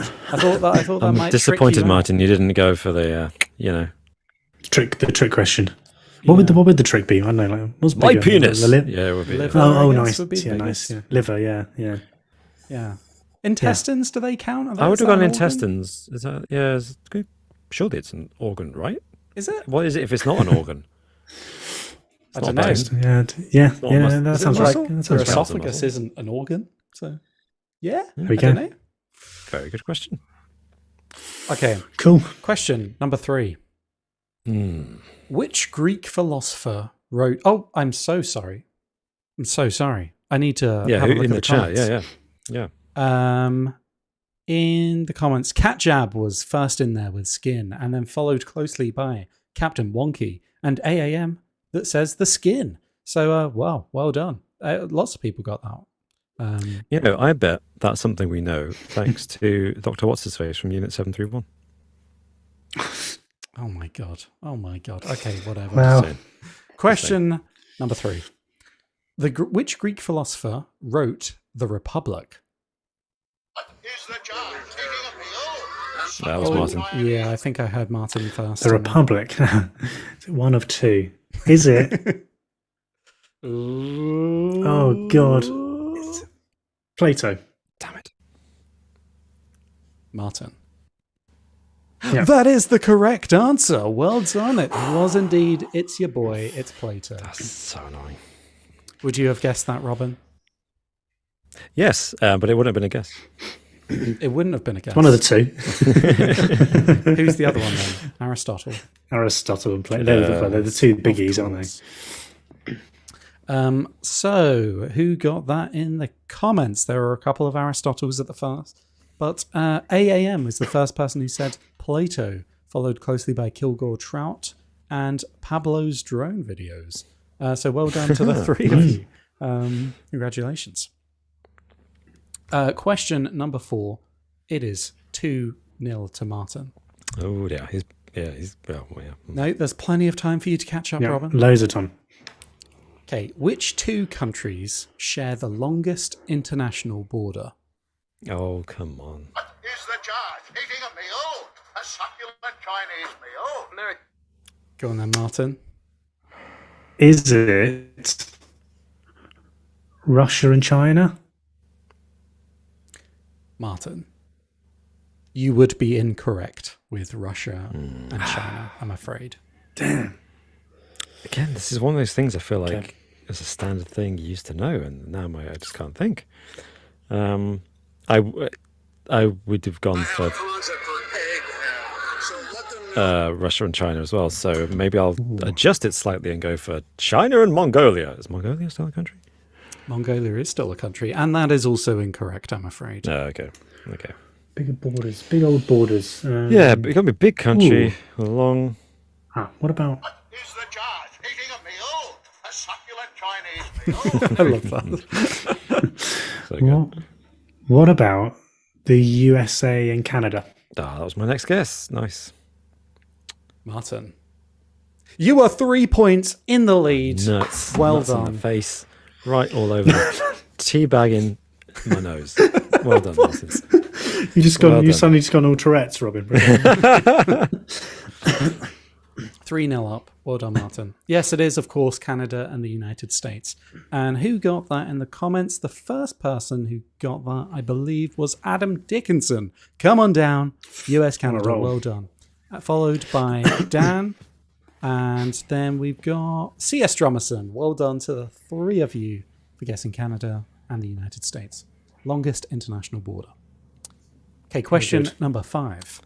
Well done. Oh dear. Robin, don't let Martin run away with this quiz. You got this. I'm hoping to get at least 1 point before this quiz is over. Plenty of time. Yeah. Thanks, Martin. Thanks. Question number 5. Which chemical element has the symbol SN? SN as in N for November. What is the charge? Eating a meal? A succulent Chinese meal? American Express. SN. SN. Do you want like the common term for it? Sure, yeah. SN is. That seems like sodium nitrate. Is that your guess? Yeah, but that's not a common thing. SN. No, I don't know. SN. It is No, not I don't know. sodium No. nitrate. I'll No, take that that's- as a guess, and no, it's not sodium nitrate. That would be Okay. that wouldn't be an element, is it? Sodium is the element. Nitrate Yeah, is and like an that's- addition. SN. S. SN. SN. That's Yeah, no, that'd be a what's it called? Compound. Yeah. Yes. GCSE chemistry. Mm. It's probably not even GCSE chemistry. Yeah. I think that's But isn't like, sodium also Na on the period? Yeah, no, you're right. It is, isn't it? Yeah. Which I don't know why, but I guess it's got a different. few people in the Sodium comments sounds have Latin, got it. so I guess it's got a different name. SN. isn't it? SN. SN. I've no idea. It's one of, so I give you a clue. Yeah, go for it. It's one of. I'll give you, just to speed things along. I'll give you two Okay. kind of attached clues. Clue number one. Okay. It's one of those Okay. ones that is not. It's completely different to the letters. Okay. Number 2. Okay. It's a metal. Egg. So let them know over at Warner Brothers. Yes, Robin. AU is gold, AG is silver. Yes. Copper is what's copper? Copper is I don't think it's SN. Copper's something. Yeah, no, it's not SN. I'm helping you out here. Thanks. That's very kind. You don't I have will to. That's remind okay. you that you buzzed in, so I'm going to have to. Yeah, I did. I'm sorry. I did. I was genuinely this. Oh no. Okay. Wait. goodness. Is it tin? Is it tin? Well, that's a good guess. Because I know that's on the periodic table somewhere. You've just got a point on the board. What a shout! It is tin. That's really good. Thank you, Martin, for your help. Jeez. No, I Oh my gosh. would have gone around a lot of metals before I thought of tin. And as Driving with Matt points out, copper is Cu. So Cu. that's quite an easy one. Oh, Easy that is to closer remember. to I was thinking it's copper C, but that's carbon, isn't it? Yeah, yeah. Indeed. So who was that? Who was the first to get that in the comments? I think it was Mr. G Beer 777 who was the first to get tin in the comments. Very good. Followed by P. Greg got tin and C.S. Drummerson. So well done to the three of you. Whew. Well, now that I've got a point, I'm just going to sit back and relax. No, Robin, you need to win. You need to stop Martin from keeping the I don't think I trophy for can. another I've got- season. I mean, he will anyway. But He's so far. He's far ahead. Too far ahead. you've got 2 points. 2 points ahead with 5 questions left. Insane. Come on. Okay, question number 6. Okay. What does the surname Singh mean when translated into English? Ooh. Played on the 60s show Egghead. Yeah, I think I want to. Oh, yes, Robin. Yeah, me? Yeah, I think I heard Robin there first. Okay. Is that fair? Yeah. Go for it. Pure speculation, does it mean warrior? It is not warrior, no. Okay. Is this Good Sing? guess. Yeah, Sing. Sing, Singh. Yeah. So I was thinking it could be the equivalent of something like Smith in the UK. So Smith, like a Smith. It is not a Smith, no. So I give you a clue. Yes, please. Tis a type of animal. Oh. Is the judge eating a meal? A succulent Chinese meal? Yes, Martin. What animal would it be? So Indian name, right? So tiger's quite common in India. What about tiger? It's not tiger, I'm afraid. Have a go at Egghead. I think I Oh, it's a tough one. Yeah, following Martin's logic, is it cow? Ooh, that's a good guess. Cow, did you say? Would that be a surname? Yeah. Cow. It is not cow, no. I'll give you another. Yeah. Sings like an honorary name. Yeah, isn't it? exactly, But yeah. Is it Sikhs adopted, don't they?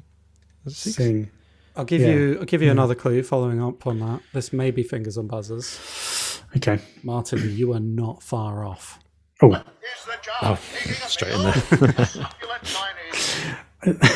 could be the other king, the king of the jungle, a lion. It is a lion, yes. Well done. Ah, nice. Well done. Do they have That- lions in India? I didn't know that. I mean, that's a good question. That's quite a good quite a good name to have, isn't it? Sing. Lion. Yeah, that is a Yeah. good name. That's a Sing. cool I didn't name. know that. That's surprised that hasn't come up in any quiz I've ever done. Yeah, I've not heard Didn't know that that at before. all. That's really Yeah. interesting. Thanks. Yeah. That's a good boast there. It's a good way to be like, you're a king. Like, I have an army of lions. Oh my gosh, Okay. we can't fight him. It's like, where are the lions? Where are they? Yeah. Nice. And who got that in the comments? The first person to get it was Adam Dickinson. Well done. Was on a roll, wasn't it? Dan also guessed Smith Well done, Martin Adam. along the same kind of idea that Oh, you really? got. Nice. Yeah. And P. Greg also got lion. And then Dan was actually the next person to guess lion.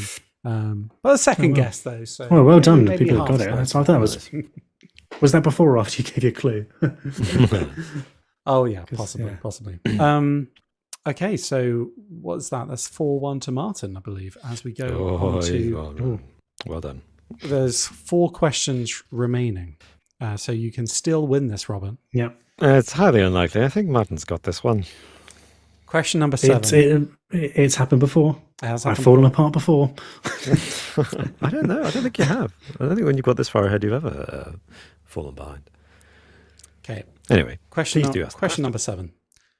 Now, before you buzz, just know I need all of the names here for the point to be given. Oh, For goodness, 1 point, okay. okay. For 1 point. okay. Yeah.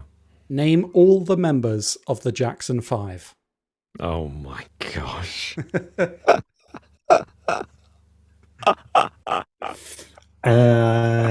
No. Yeah, that's not going to happen. Any ideas? Well, Michael. I've got 3. obviously. I've got 3. Really? Oh wow. Okay. Can I have a point for 3? Knowledge. I can go. We can work together, Robin, if you want. Camry. No, that's fine. Go ahead. I Go forbid ahead. that. You're not allowed. No. I'm pretty sure. Okay, I'm pretty sure the 3 I've got are Michael, Janet, and I think there's Jermaine. Ah, Oh. Are those right? Janet wasn't in it. It's all boys, wasn't it? The Jackson 5? Yep. Janet was not in it, no. You've got two, Martin. Is Jermaine one? Jermaine is one, yes. I'll give Jermaine? you that. Oh, yes. Okay. Does that mean Brit was also? I think I'm done now then. That's it. Jermaine. I think there's maybe another J as well, actually. You've got Michael, Jermaine. I'll give you. Shall I give you Another the initials of the others? Sure. Go on then. So you've got Michael, you've got Jermaine. There's a T, an M, and a J. So you're right, there is another J. Yeah. Joe. Was there a Joe? No, there wasn't a Joe. Oh. T. Yeah. No, I don't know. I think I'm. That rings a bell. I think I'm going to swiftly move on from this one, to be honest. There's no Wait a way minute. to give you... I'm never going to get all 5. I have a sudden thought. Wasn't there's that famous, isn't like one of the like famous phrases people do when they're impersonating Michael Jackson? Is they say, "Come on, Tito."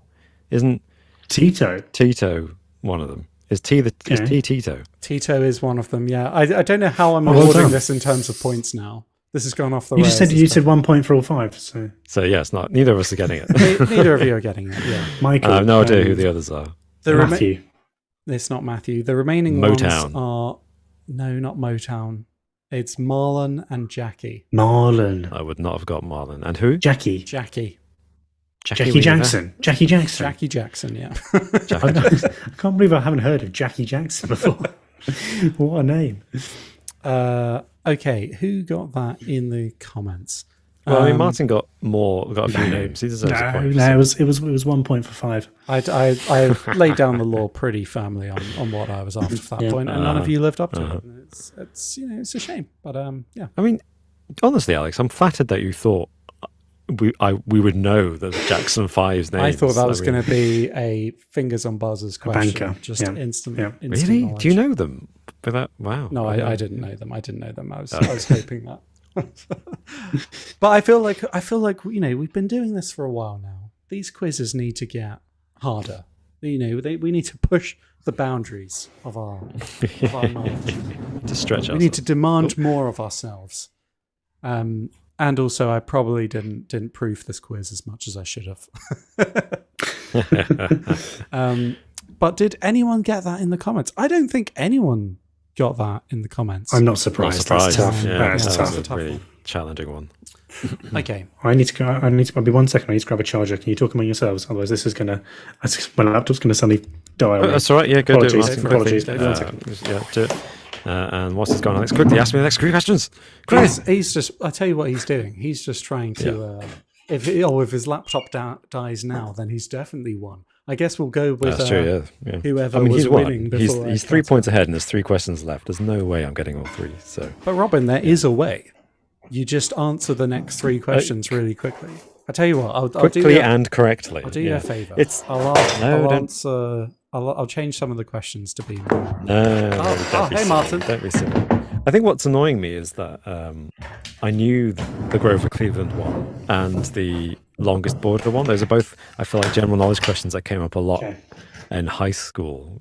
And it's been so long since I had to think about those things that I've just forgotten.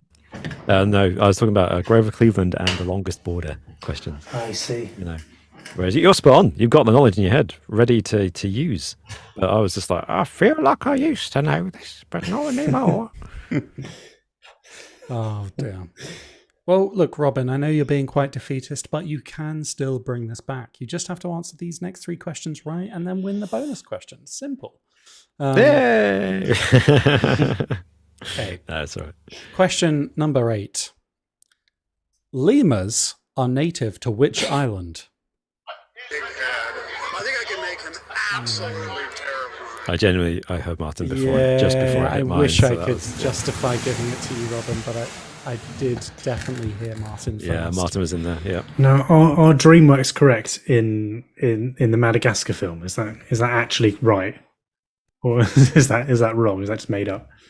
Is it Madagascar? It is right, I'm afraid, Robin. It is Madagascar. It's Madagascar. Well, Martin, you have Absolute earned your classic film. place. And everyone in the the comments first has one's got brilliant. that right, I think. Oh, well done. Well done. Adam Dickinson was first in there, followed closely by AAM and P. Greg. It's the usual suspects. Well done. So it is 5-1. Now, Martin, now I'm rooting for you to just absolutely humiliate Robin. Get the next 2 questions right. Wait a second. Nick Cage is letting me down, so I'm going to change my buzzer. So, Robin, it's too late for that now. You can't change your buzzer. no, it's happening. It's happening.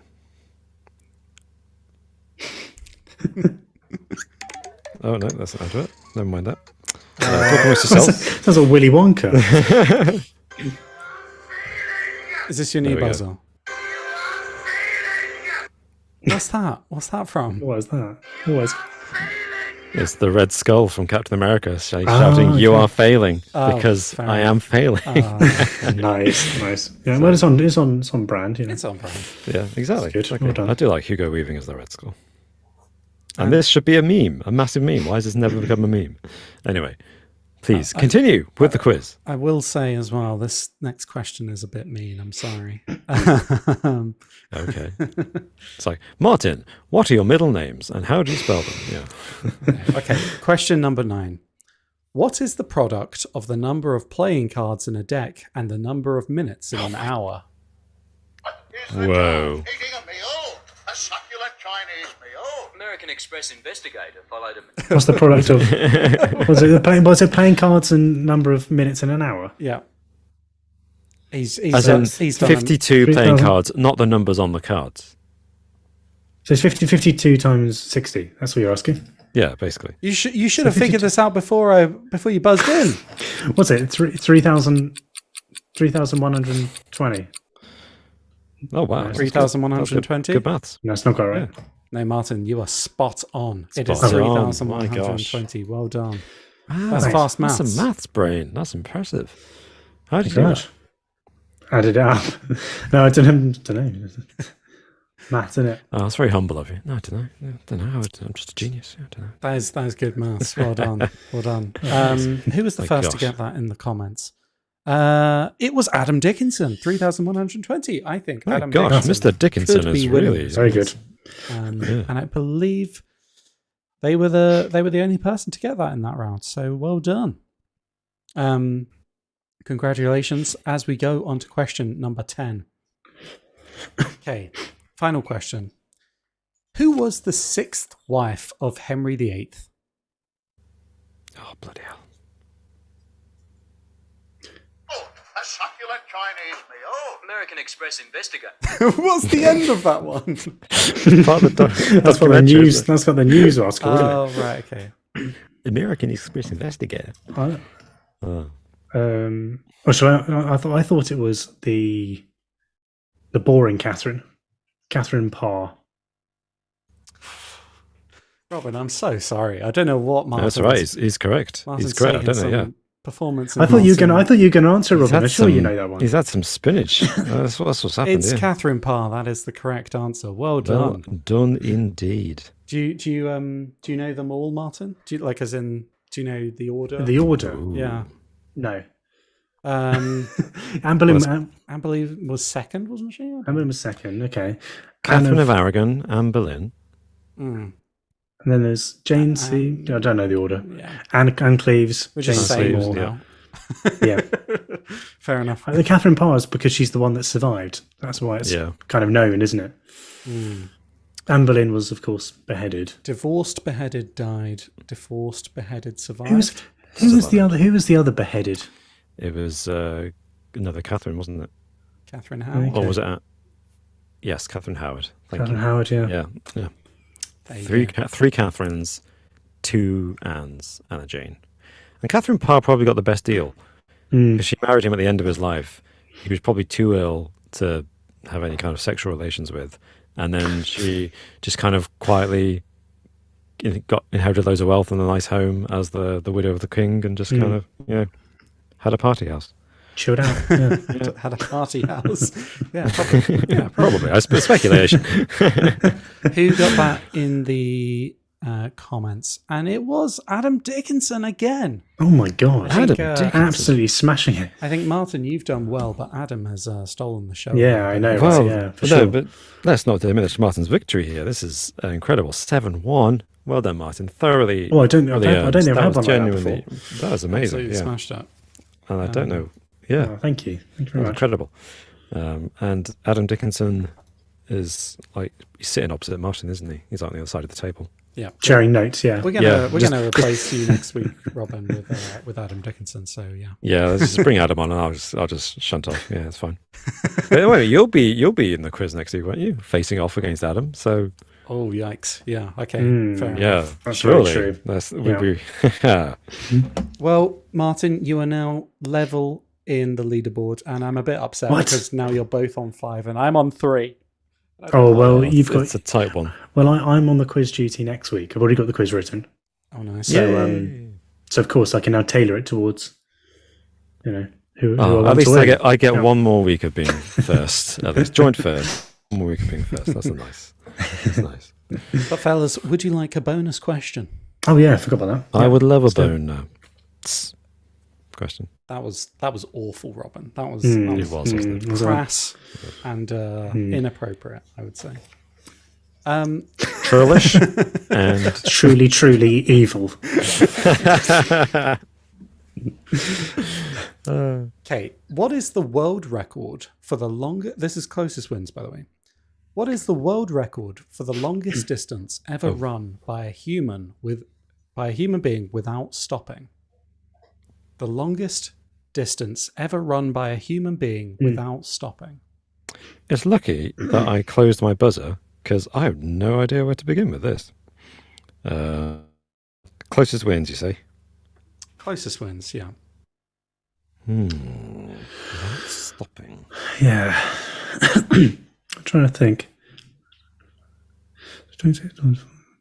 Well, how far did Forrest Gump? I was going to say that too. I think I'm going to go home now. I'm happy to go first. Yeah, I'm happy to go. Who's the judge? But Forrest Gump did, like, he stopped, didn't he? He did would stop, and yeah. sleep and everything and eat. Oh, I see. I'm going to go for like 186 miles. Okay. I was thinking something similar, actually. Mm. Yeah, I was thinking I was similar, thinking something similar. I was thinking 187. No. Well, this is an advert, but you got the idea. I think it. I don't know. I was going to go lower, maybe about 150, but now I feel like it might be higher. So I'm going to go 200. 200 miles, are you saying? This is stupid, isn't it? Yeah. Because if the Proclaimers can walk 500 miles, Did they stop then though? I think someone could run 200. Well, interestingly enough, the correct answer is actually 350 miles. 350 miles? No. 50. Running without stopping. This was done by Dean Karnazes, who's a long-distance runner, and he actually... he was, Well, I think he qualified. He didn't have to run anything else in his life. He just does that He one actually has thing, and no I think he legs. counts as a long distance runner. But I think he actually has a genetic condition. He was in... Should have joked. No, but it's like a good one, I guess. Like he has... Yeah. He featured in... Right. We did a video on the channel that shall not be named on like real-life superhumans, and I think he was in that video. Yes, we did. Crazy. Yes, we did, Because he has something that tells your body when you're like, you should stop now. He You're doesn't about to have die. basically, yeah. and I think he has Right. an amazing like respiratory system, so he just is able to run indefinitely. I think so. He did. Where this did he in- run? Yeah. He did. Well, he did this on a treadmill, but he did it so it was properly. Shame. But it was Oh, properly okay, that's- like No, but it was documented and But everything. still. And it took Yeah, him, no, it's incredible. It's just amazing that how quickly I became less impressed as soon as you said the word treadmill. I was like, oh, well, it's not really. Counts, absolutely. He ran for how far? 350 miles. It took him 80 hours 50 miles. to do this. So 80 hours of non-stop running. But the thing is, it probably wasn't even like, his body not being able to do it anymore. It was just like, I'm sleeping. I'm going to stop now, I think. I'm hungry, probably. Yeah. That's crazy. How did he not sleep, though? Surely he needed to... I just can't fathom that. That's incredible. Amazing. Yeah. But in the I comments... bet his wife's happy, though. You know what I mean? 80 hours. Can you stop, please? On the treadmill. Yeah. Who got that in the comments? Jan Swider in the comments said 300K. So that's three. Wow, okay. I'm assuming that's it's quite far off. I'm assuming, that, Mark? well, I'm That's- assuming that's 100, meters. 180 or something. 300,000 meters, which is 300 kilometers, right? So Yes. Oh, yeah, that's true. Yeah. yeah. And then someone said Catch Up said 3,500 miles. Not quite, one decimal place off. Yeah. No one got it just on though. No. Yeah. Oh, Pablo's drone video's got 300 miles. I think that's probably the Seen that. closest. Yeah. Well 300 done. miles, wow. And yeah, so thanks, fellas. Well done, Martin. Congratulations on your Thank win you. there. Yeah, Thanks very much. congratulations, Martin. That was a wonderfully decisive victory. And Oh, thank you, thank Alex, you. for a quiz. Some challenging questions then. That's okay. Indeed. I just thought, this week's going to be the challenging one.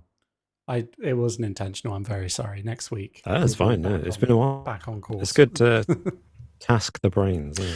Not for me. I like it. Yep. Would you guys like the answer to the riddle earlier? That I Oh, gave yes. you? Oh, yeah. would What was the you question? a What was little it? reminder? I am light as a feather, yet the strongest man cannot hold me for very long. What am I? Oh, can I add something to that riddle? Because I think I've got a good guess. Yes. If the do. answer is what I think it is, could you also say it's something that crazy long distance runner man doesn't run out of? Possibly. In which case, Ooh, okay. Yeah, go for it, Robin. semen. No, is it Oh my god. breath? Yes, it is breath. I will take your second answer. It is breath. Yes, well done. I think there were some good answers in the comments before.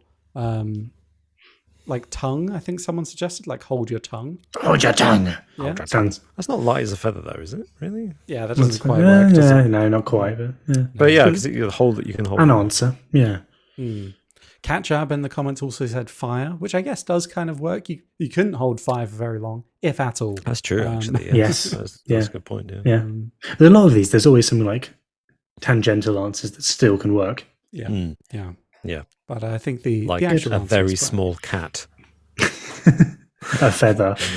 It's the feather that's blowing around in the wind. Yeah. What size of feather from which species of bird are we talking about here? Yes. Well, Surely different feathers are different weights. Well, the integrity of the riddle aside, I would just like to thank everyone for tuning in and for listening to this podcast this evening. We hope you found it informative, if not too depressing. Yeah. Yeah, it was a bit of This a was a bit of an endurance test, wasn't it? endurance topic. Yeah, for sure. I did feel like when I was listing just all the horrible atrocities committed, I was like, oh, jeez.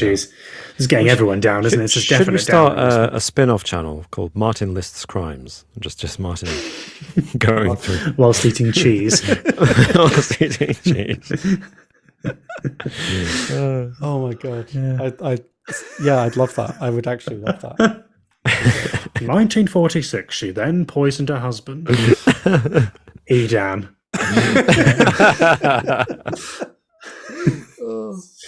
Yeah. Excellent. On that note, I'm gonna end this podcast. Thank you everyone so much for watching. Hope you have a thank you. lovely week. And feel free, if you're listening to this at a later date, to tune in every Monday at 9 p.m. GMT. Although today it was 9:30, admittedly. Sorry for being a bit late. But yeah, 9 p.m. GMT every Monday. Come and join us live over on YouTube /justinteresting. Yeah. Thanks everyone so much for watching, and we'll see you next time. See you later. Bye. Bye-bye. Bye.